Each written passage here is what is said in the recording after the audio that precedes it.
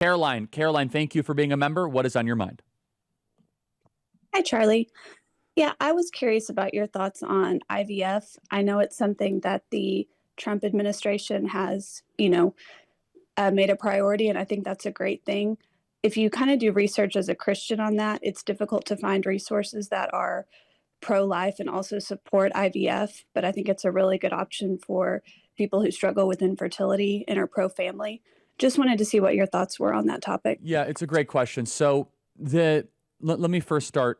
There's definitely some potential moral issues with IVF that need to be talked about. The first of which is the creation of life without sex. It's actually the inverse of birth control, which is birth control would be sex without life, and IVF would be life without sex. So there's some Brave New World elements of IVF that I think we do need to confront. And Brave New World, as I just talked about the Hillsdale College course, is that Aldous Huxley wrote in the book Brave New World that essentially one day that human beings will be made on factory and assembly lines. They won't be a byproduct of a loving relationship. Basically, it'll be no different than making a Cadillac or a Ford Explorer. You can customize it as you wish and you can make it. Okay, that's number one. Number two, that there are significant potential human rights issues if we believe that life begins at conception. And so we have to understand that right now there are lots of frozen embryos that are fertilized. We believe those are lives, and they're basically being refrigerated. So that's number two. Number three, I now have to look at the practical side, which is I know people that are IVF children. I know people that have used IVF. In fact, I know people that were IVF kids with surrogacy.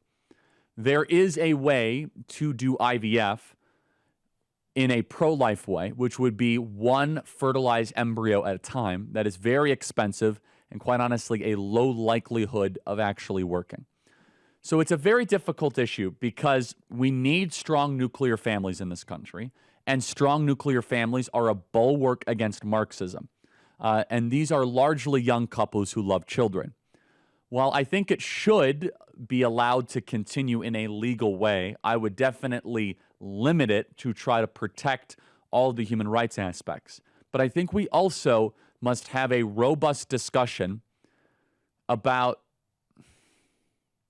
do we want human life to be able to be made in a laboratory? I think that's a very serious, let's just say, addressed element of in vitro fertilization.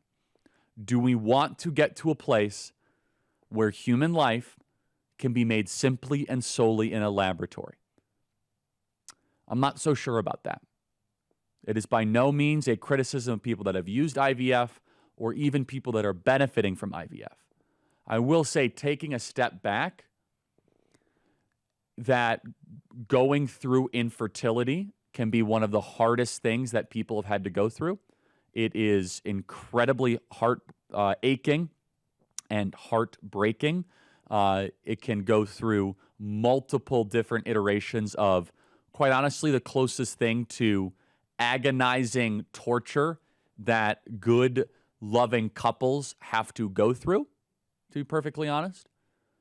So it's a very tough situation and tough topic.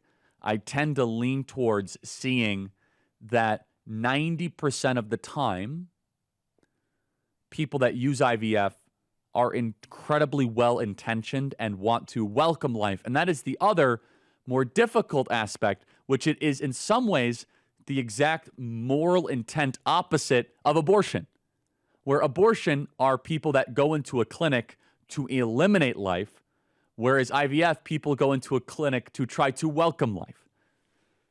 So there's no easy answer there. But the Brave New World element is something I think that needs to be addressed. So all that to say, President Trump has embraced it. President Trump is championing it. And I know a lot of people that have used it. And so that's the answer to that question. Okay. For full shows, live and on demand, it's Salem News Channel.